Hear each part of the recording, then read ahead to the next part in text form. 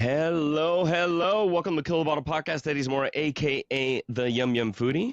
And look at this, live and in the flesh next to me. No, this is Megan. Megan is here. Hey Megan, how are Hi, you? great. How are Golden. you? Golden. Golden. It's I'm really excited about our guest that we have on today. So guys, thank you for listening.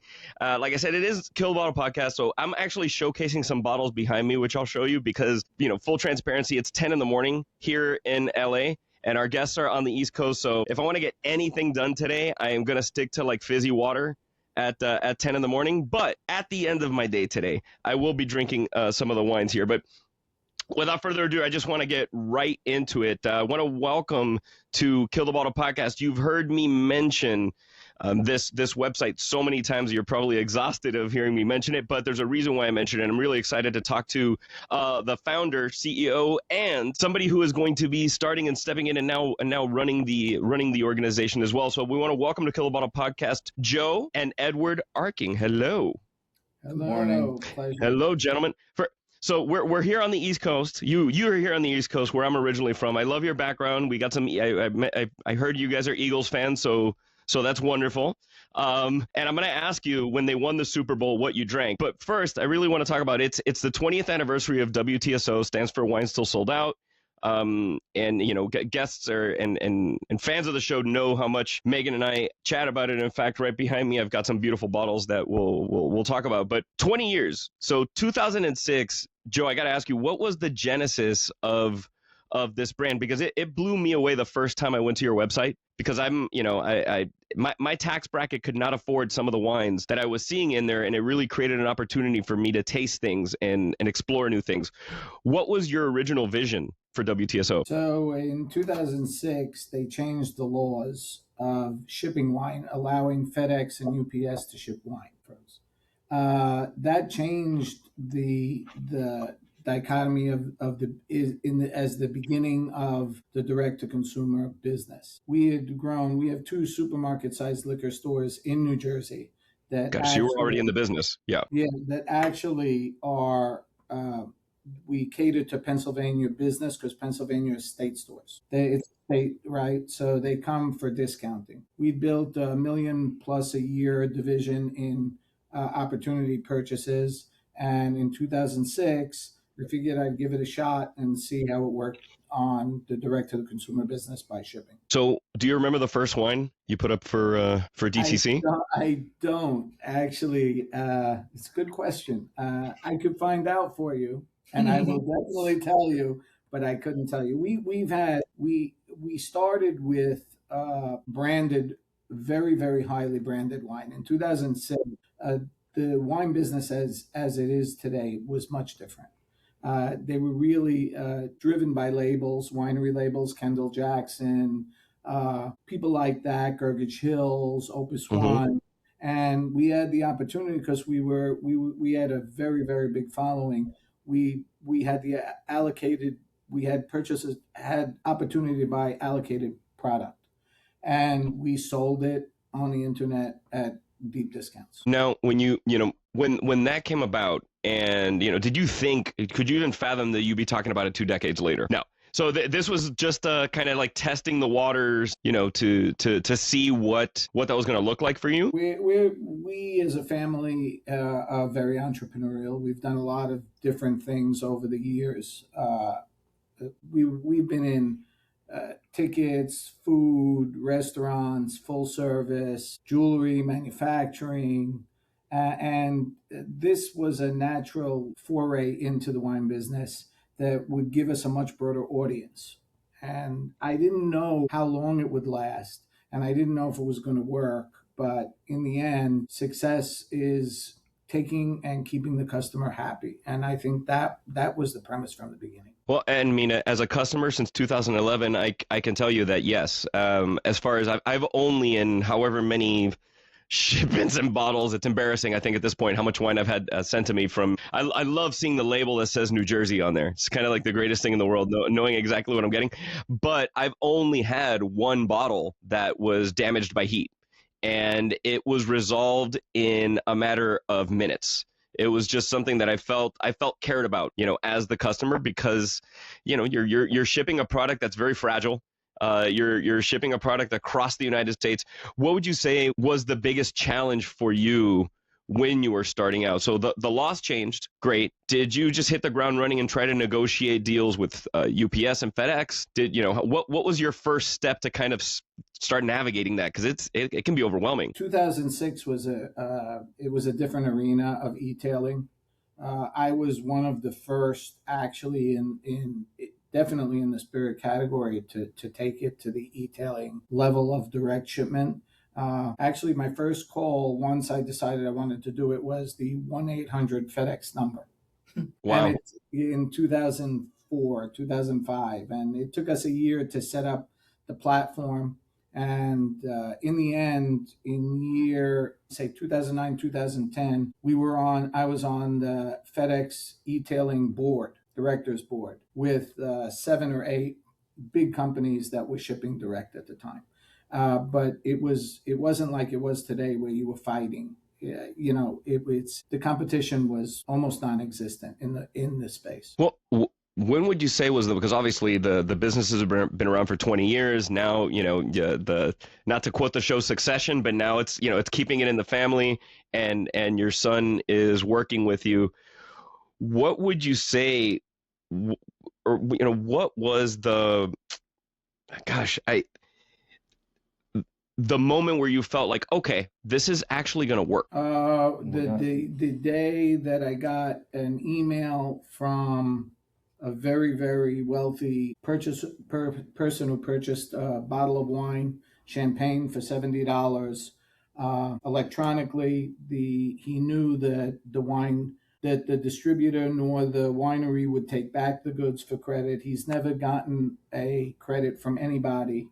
And we gave him a refund for $70 and said, we guarantee every bottle we sell. And he said he would tell every single person that he's ever met in the world that WTSO is the best wine company in the world. What speaking of that and caring so much at about your customers, when you're looking at QC quality control, is there, but by the time a wine gets to you guys, has it already gone through the process? Because we've all in the wine business seen the documentaries of there's counterfeiting this and that, and they're making labels, and you can walk into an office in China and pick your Chateau Lafite, Chateau Latour label and throw it on a bottle. What is that process for you as far as ensuring that that you're getting what is supposed to be sent to you before it even makes it to us? So we only deal direct with the wineries themselves. We don't buy from any aftermarket. We don't buy from any, private collections. We don't buy from people where we have to actually verify the validity of the product. Where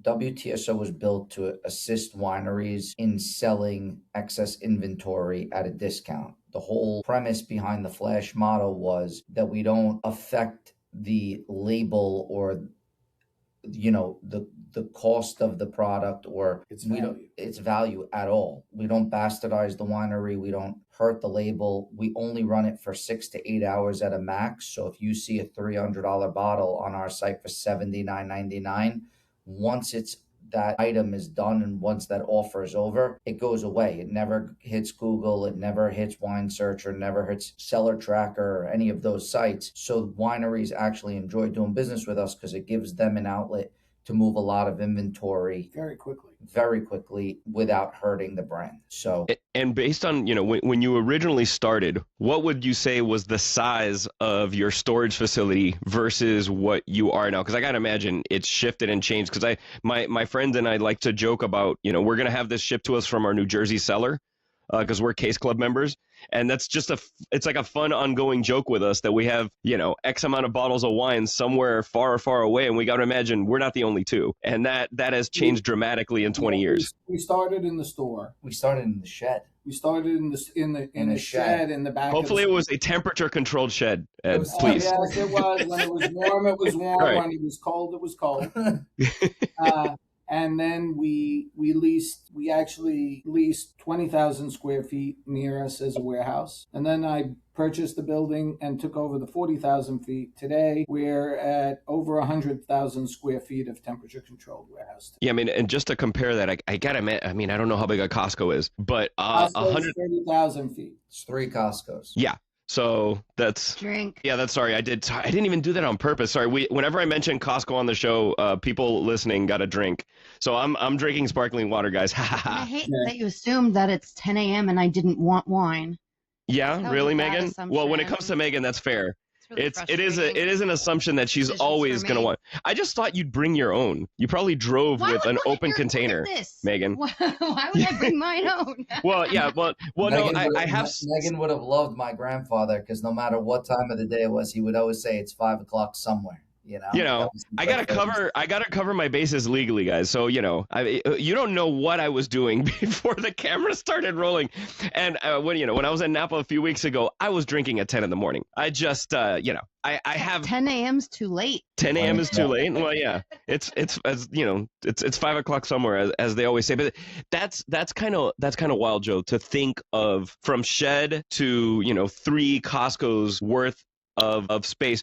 What would you say? And I'm just because I'm fascinated by your business in the most in the most loving way possible. I just think it's so brilliant. And as a consumer, it's you guys have created a business model that demystifies wine for folks. Where, for example, somebody who always wanted to try, and I'll tell you right off the bat, a Brunello de Montalcino, and I at the time was always apprehensive to spend $80-$100 on a bottle of Brunello.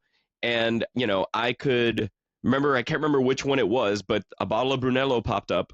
And I do all my research ahead of time too. I keep on looking. I'm like, all right, yeah, no, this, all the reviews are great. And now, your website has also evolved with wonderful reviews and tasting notes. I mean, I gotta hand it to you guys. But I bought the equivalent of 3 bottles for the price of 1. And I was like, shit. This is great. I can open one now. And if I really like it, I am going to hold on to these other 2 and let them age a little bit longer. And that's kind of how I share you all to my friends and my audience. It's really just everybody's happy because the wineries are happy to move excess inventory. Obviously, you guys are making money, and then we are happy getting what we always feel like is a good deal. Because at the end of the day, wine is wine. You might not like a particular wine, but the value you're getting from WTSO is always there. People's change, their palates are different. That makes sense. But I got to hand it to you guys. It's just really fun to chat with you and kind of explore the beginning of this now. Because if you weren't doing this, would it just be, are you still managing those liquor stores? Do you still have them? Yeah, we have 2 retail-sized liquor stores in New Jersey. One's about 22,000 square feet, one's 7,000 square feet, and they hit both sides of the inbound and outbound traffic of Philadelphia. So we're the first store over the bridge and the last store before you go back into Philly. Got it. And we also just launched about a year and a half ago our sister site to WTSO, which sells spirits online as well, called Served Neat. So we're trying to Great bring name. Customer service. It's a little bit of a different product. It's more allocated bourbons, hard to get stuff, more at secondary pricing, a little bit more expensive than you would find on WTSO, but cheaper than the competition. But we're still bringing the same door-to-door service along with our customer service and guarantees to, our consumer. And the laws are also different too for spirits versus wine. And there's a lot of, I always call them the Jesus laws. There's always some law that you have to navigate around to try to make it work. What just based on my ignorance, I have some thoughts, but I don't know. What is the most challenging state to ship to as far as having to check the most boxes? Where? Utah. Oh, yeah. For somebody who shot a television show in Provo, Utah. Aren't they dry most of the state? No, it's not dry most of the state, but I remember I landed in Salt Lake City. My rental car was delayed by like a couple hours. It was Saturday, and then it was like Sunday NFL football, and I didn't shoot on Sunday. I started shooting on Monday. So, I may have sped to the state store, and then there's lower ABV. Like the ABV is different. So I don't even remember which wine I bought. I just remember I saw, because they make it in Utah at the time, and they hadn't sold yet to Celestial, I believe. It was High West. And I was like, oh shit, I got to grab at least 2 bottles. I bought so much stuff I didn't need just because I was watching one football game the next day, and then my room became the party room during that set because I had so much booze that everybody who flew in from New York was like, we're going to party in Eddie's room. So that makes perfect sense. Yeah, it's funny, I had forgotten about Utah. In my mind, I was thinking like North Carolina. I was thinking So my brother lives in North Carolina, and I know getting like I can ship wine to him, but booze is it's a whole other animal. To navigate the rules and to get through, you have to be really thoughtful and understanding. We own a lot of licenses in a multitude of states. I mean, it's amazing, you know, and at the end of the day, obviously you have to. I was curious with with the evolution of the space and storage that you put together. Did the business come first, or did the thought? Were you just thinking ahead to get more storage? In other words, was there an opportunity for a huge lot to buy at a great price to then move that you're like, oh shoot, we have to get more space? We were always challenged for space. Even today, we're challenged for space. Unfortunately, to keep our prices as low as we can, we need to use it in a spendthrift type basis. The 100,000 square foot's 28 span. It goes up 2 stories. So we constantly are evolving into which is the best use of space. At any given time, how many bottles are in there? God. Millions. Today, currently, actually, we should have done it from the warehouse. I know where I'm going if there's a zombie apocalypse. Probably any time between 3 and 6 million bottles. What a great movie story. Zombie apocalypse hits, and our only goal is to survive and get across to New Jersey to get to the Jersey to get to my Case Club cellar. Really, just my 100 and something bottles. What a funny movie. That's a great premise. That's it. Don't steal this. We're writing that movie. We'll reach out to you guys. Megan and I cross country trying to get to the cellar. But now, speaking of Case Club, so guys listening at home, you've heard me mention it before, but Case Club is one of the opportunities to purchase through WTSO, where these lovely gentlemen will store your wine for you. Wine you purchase through them. You're not sending them the bottle that you picked up at the small winery in Napa. It's stuff that you pick up through WTSO, and then when you hit 12 bottles, you can ship yourself 12 bottles and get a $10 credit, which is again amazing. My friend, he has a few hundred bottles in your Case Club. I think I say only because I have so much freaking wine in my house that I have an addiction where I see stuff pop up on your website and I'm like, oh shit, this is just too good to pass up. Where now, because of Case Club, I keep it there versus sending it to my house and I have a closet full of wine on the floor versus all of my fridges are full. So, it's a good problem to have. What is the vetting process for you guys to work with a winery? So, the wine business today is very similar to where the wine business was back when we first started in 2006. Along the years, we've had many opportunities to work with wineries that, wanted to protect their own names. So we made, proprietary labels for ourselves, like control labels, through like the winery. through the winery Yeah. itself, with their corks, with their juice, with everything, similar to like Encantado, Judge and Jury, some of the wines you might have seen on the website over the last 20 years. Today, being the wine industry in general is having its hiccups, we're really getting a lot of opportunities with wines that have high profile names, high ratings, great appellations, good juice, good price points. So it's not really a vetting process. It's more, what could we offer to our client that they're going to believe is a great value to the client themselves, like a $100 bottle for $19.99, or a $300 bottle, or a Brunello, like you said, a $90 bottle of Brunello for $29.99. So it's not so much the wineries itself, but it's like, what does the winery have history of that will be, really attractive to the customer? The wine business today is very similar to 2006, 2007. The wine business, just like the wine and spirit business and everything else, has its ebbs and flows. Products are readily available because there's an oversupply, specifically in California, Oregon, Washington, and other than the challenge of the euro and the tariff, which is a disaster, we buy more than most people purchase. We buy whole lots, so that helps the winery stay in business, and at the same time helps us pass on those savings to the consumer. Yeah, I found my first bottle that I ordered from WTSO, and I'm going to share it with you because I remember it popped up and I'm like, oh shit, I can't pass this up. My gosh, and it's like 2 addresses ago. I'm looking at the order and I'm like, I wonder who lives there now. Anyway, it was a Raymond Vineyards from Napa library collection 1998 bottle of Generations, which is one of their signature labels.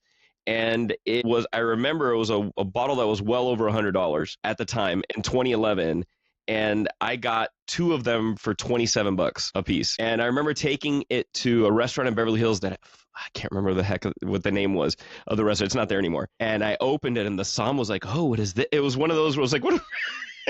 my my $26.99, which is still not $26.99 is expensive for a lot of people, but when you if somebody told you that you could buy a Corolla and get a Ferrari handed to you, the Corolla is, that's not a cheap car per se, but when you're getting a Ferrari for the price of a Corolla, it's a really, really wonderful experience.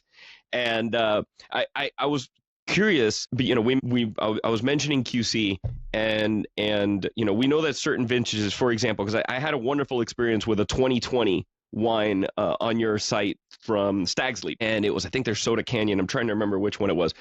We might have to pause for 1 moment. Hold on 1 second. We have a quick glitch. Hold on. Oh. I've never seen that before. There we go. Okay. Okay, we're back. We're back. Sorry about that. So, for example, like this wine, my friend had purchased it, and I was like, oh shoot, 2020. That's a lot of wineries in Napa have smoke taint because of the fires, and depending on when wineries harvested, sometimes smoke taint shows up later. Sometimes it's more abundant on the begin. And then we opened this wine, and it was friggin' spectacular. My friend's like, all right, I ordered 2 cases of it for his New Jersey cellar. How do you guys navigate things like that? Maybe where a particular vintage has some kind of a stigma around it. And obviously, this wine I had was perfect. It was delicious. Does that come into play at all? Yeah, we taste every bottle we purchase multiple times. Yeah, we were very, very careful to make sure that the wineries that we purchased in 2020, in the 2020 vintage, was smoke free.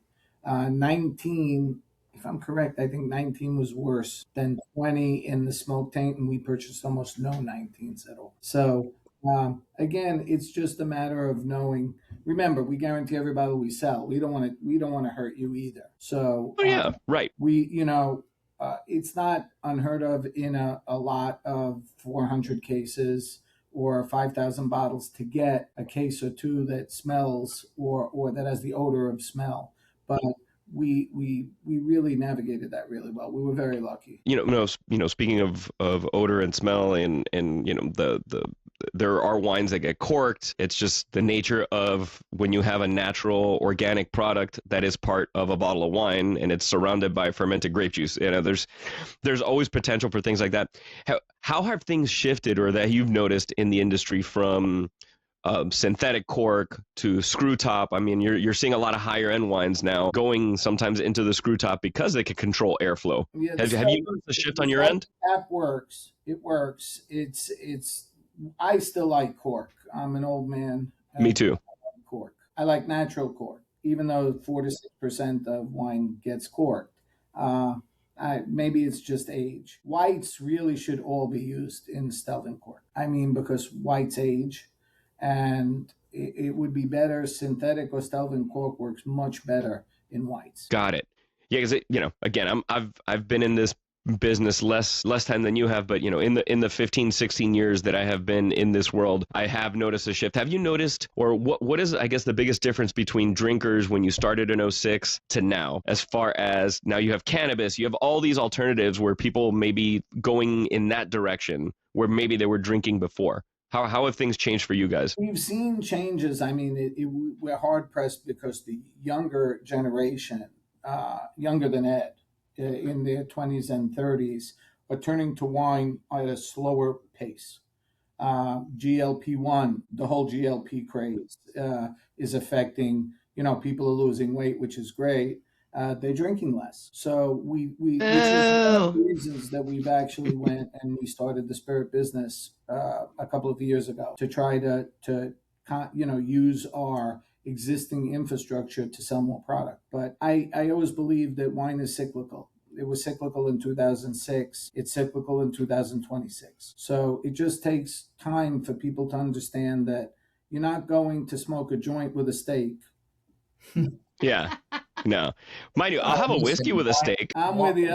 Wine always, it has a cachet, right? Whether you're 20 years old or whether you're, in your 70s or 80s, like it might come slower to the younger generations, but still when you're celebrating, you're celebrating something great, you're celebrating a graduation, you're celebrating a wedding or, an affair, you're opening up a bottle of champagne, you're opening up a nice bottle of wine. You're not, if you want to just sit down, there you go. There you go. Yeah, a little nice bottle of Blanc de Noir from WTSO. Sorry.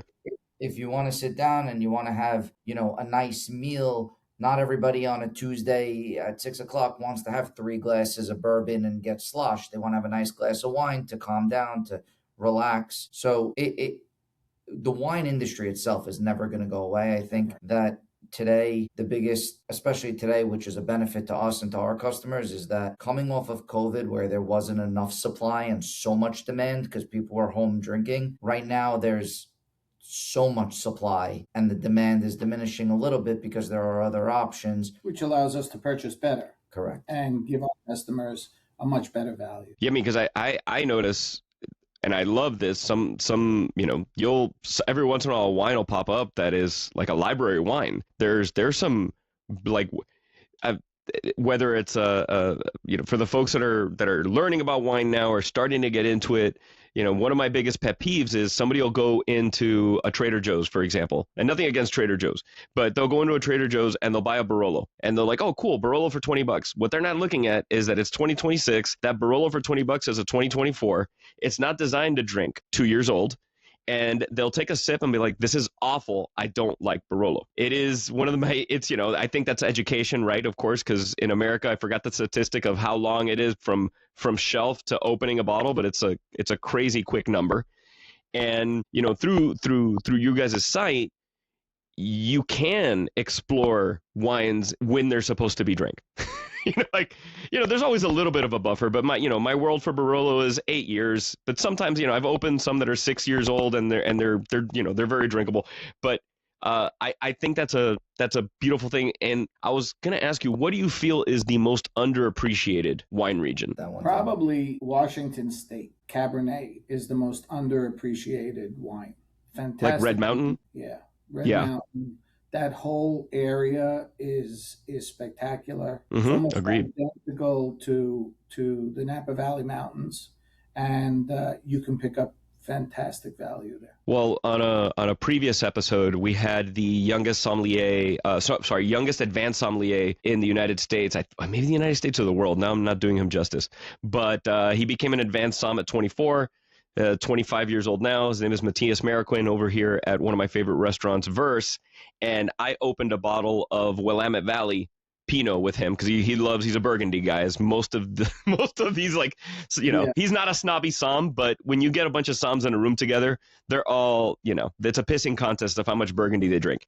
And he was so impressed by that bottle of Willamette Valley Pinot Noir from you guys. That's I think an underappreciated region as well. It's starting to get more traction, and I love that you guys feature a lot of those wines on WTSO because, again, you demystify them, you make them more approachable. And if you like Burgundy or you're in that world, here is a reasonable bottle of American wine that you're like, oh, wow, if I like these tones, these earthy notes.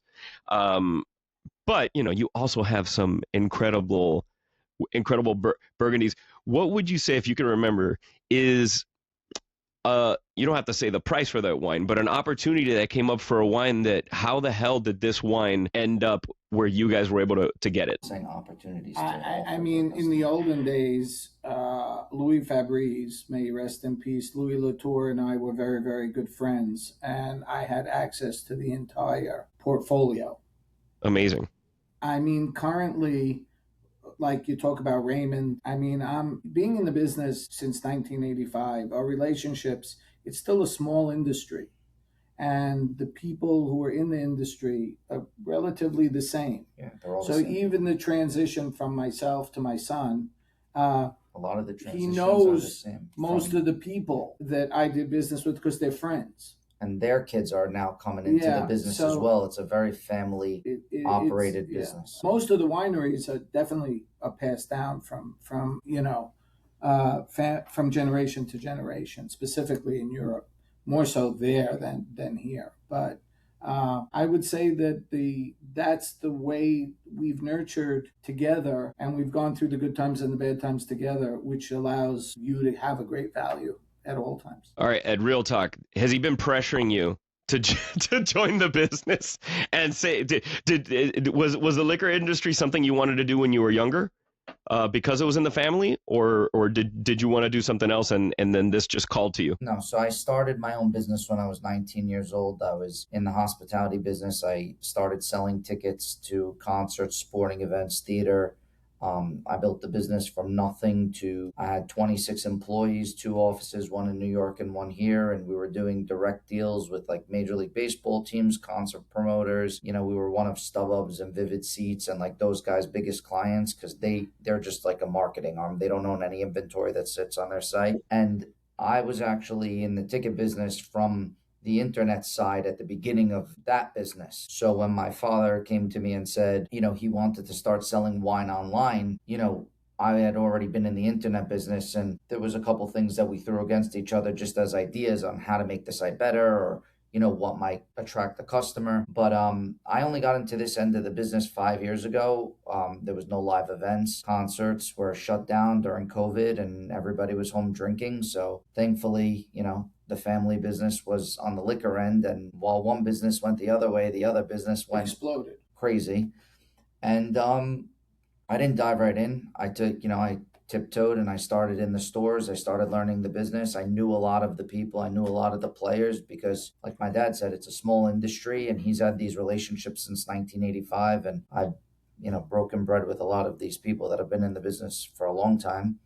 And over time, the ticket business came back and my dad gave me an opportunity to bring it all under one roof and under, the umbrella of the business. We have a lot of different divisions, that we operate, and I love it. And the opportunity is great. And I think that, you don't see many businesses that, especially in a downturn, are thriving after 20 years. And I think that bringing, a different perspective into the business and, a youthful perspective. My brother-in-law is in the business too. So we really keep it, my cousin Jamie's in the business. So we really keep it within the family. I think it's great. And, we're excited for what's ahead. I wish my family was in the wine business. That would have been more fun than dentist. Yeah. Yeah, but you do have immaculate teeth, Megan. He didn't want me to take over the family business. No, I don't think I would want you working on anyone's teeth. What?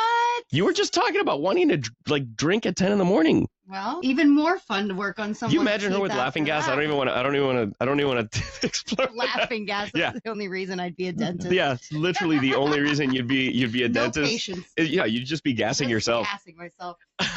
Where do you see the future of it for you, as far as where, we mentioned, yes, so some people are drinking less, GLP-1s, then you have the NA movement. And I'm not going to lie, I've had a couple of decent, recommended to me by some alcohol removed sparkling wines. Wine, not yet, but I've actually had a couple of really decent alcohol removed sparkling wines.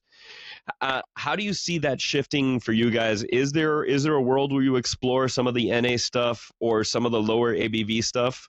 Do you even see a market for that for you guys? Generally speaking, the market has not developed. Even in organic, it's a minute percentage. We've tried to sell organic. The majority of the wine that we sell is organic. It's just not labeled. Organic. Go to Italy, it's all organic. Go to Puglia, it's all organic. Yeah. Yes. But honestly, I really believe that Jesus drank wine. Moses drank wine. FDR drank wine. Lincoln drank wine. So what'll happen is, if you look over the last 20 years, there's been kicks in the wine business that have changed the youth. Provence Rosé changed the view, and that pop. Sancerre came along, and people looked at it. You need, for the younger group of people, they need something to latch on to. That's their nature. And once they latch on to it, they start to go wide and try different things. And I think that's what it needs. I think that the pressures, the cycle of anti-alcohol is, I'm not a person who thinks that alcohol gives you cancer if you drink it moderately. I think it's healthy. I think wine is healthy, and especially if in moderation. And I think that people will come around and opinions shift. Yeah, there'll be another craze. There'll be another Yeah. Provence craze. There'll be another Sancerre craze. Right now, there's a canned beverage There's craze. a can, yeah. You know, 375s, half bottles are selling. Mhm. They're up 17%. So yeah. you see it in the half bottle sizes because they don't want to throw a bottle away. There's always something that comes around the corner, but the wine business is hundreds, thousands of years old, actually. I don't see it going anywhere. So there's a question just for both of you. What is one bottle that everybody should try once? If you haven't tried any wine ever, because I cut my teeth in California, it should not be Cabernet. It should be Zinfandel, Red Zin, dry Red Zin. Yeah, But as in like Lodi, Red Zin, like hot climate, jammy? Not Lodi, I would say Amador Valley, that area. I think that the older vines tend to be a little drier, but they show big, bold fruit. And I think people are scared because they think that wine is pruny. It's not pruny. It's really, it's, they talk about wine and food pairing. You should be able to drink a glass of wine if you haven't just brushed your teeth. And it should be pleasant on the first taste, but open it up, let it air, and go for it. What about you, Ed? What's one bottle? I'm a fan of Pinots. I like Pinots. They're light. They're easy to drink. Oregon Pinots. They're not heavy. They don't sit on you, for a long time, and they're very enjoyable. So I'm a big fan of a Pinot. And I know you spoke about William and Valley, and that's a great region. And that's something that's definitely undervalued and underappreciated by people who might not know that area. But Pinots are very aged Barolos too. I mean, I may have had one over the weekend, so yes. Yeah, Yeah. Barolos are fantastic. Yeah, there's a reason why they call it the king of Italian wine. We have a great relationship with Fontana Freda, which Mhm. library wines every 10 years. We have access to them, and even though the prices have gone up, the wine is delicious. I mean, I could tell you my wine that got away. Because, I think we all have I can imagine in your business, there's a wine that got away that you didn't pull the trigger quick enough or you should have bought more of. For me, it was our Lopez Heredia, a Viña Todonia you guys had from Rioja, one of my favorite wines in the world. Every current release is at least 10 years old. It's kind of wild, the way their library works. And I'm still pissed at myself because I only bought 3 bottles of it on WTSO. Is there a wine for you that got away? The timing wasn't right. Just something that I don't know what the circumstances were, but that you're like, I'm not going to let that happen again. We get 30 to 40 opportunities to buy wines every day. It has to fit a specific parameter of price, value.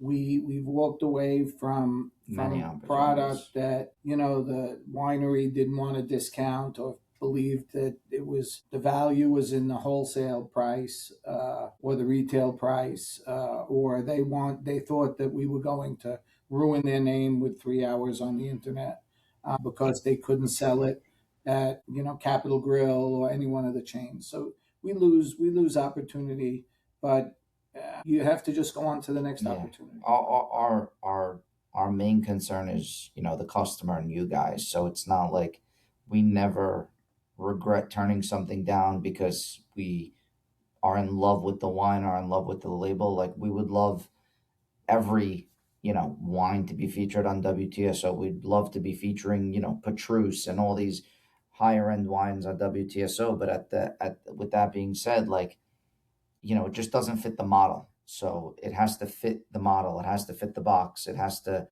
fit the discount. It has to fit all the aspects of the equation, all the check marks, all the check boxes that we check when we sit down with wineries and taste hundreds of wineries on our trips, hundreds of wines, hundreds of wineries that we visit, and that come visit us on our trips to, Wine Paris and Napa Valley and Oregon, Vinitaly and Provine, like all these trips that we do throughout the course of the year to source wine. I mean, it has to fit every single one of those and check every one of those boxes in order to get and appear on WTSO. The number fascinated me that's 30 to 40 opportunities a day Yeah. you go through. And I'm assuming, I guess this might be a stupid question. You have a team, and do they have to consult with you every time you make a decision? Like how? The team there's a strict system of electronic input into everything that's available. The price, the value, and all the boxes, half the boxes get checked before we even ask for a sample. Okay. And then a sample is requested. The samples come in, then it gets tasted. It gets the decision makers again start through. There's a whole product development team that actually decide with Justin, who is our COO, who actually chooses the wine and makes the final decision. And he's been with me for 25 years. Well, 20 years Wow. at WTSO. He started on the retail end with us at the stores. The majority of the people that work here, on the administrative level, have been with me over 15 years. So I see the 2 Eagles Super Bowl trophies back there in the background. If Saquon does it again, and if Jalen Hurts has a great year, and the Eagles win again, what is on the table? What are you opening? Don't worry, I'll invite you. Are you Something really big. Something good. A magnum of Latache? Like what's going on? What are we? Gisler. There's a lot of things on the table. Along with a nice 3-liter of champagne, something that we could definitely. It's got to have. Of course, I have a bottle of Krug there that's been sitting forever because my Dolphins are, they're never going to win a Super Bowl. If the Knicks did it in 53, the Dolphins are 52 years. So next year, this is the year for my Dolphins. Gentlemen, I got to say, you're both a gem. I'm so grateful to have this opportunity for Megan and I to chat with you both. It is it's also great to see family and family businesses, to see entrepreneurship. If we could leave the guests with a thought, what is the best advice you can give someone who is starting a business? Doesn't have to be wine, but they want to keep it in the family. Work really hard and don't get depressed when a business fails or a concept fails. Failure leads to successes because it's an educational process.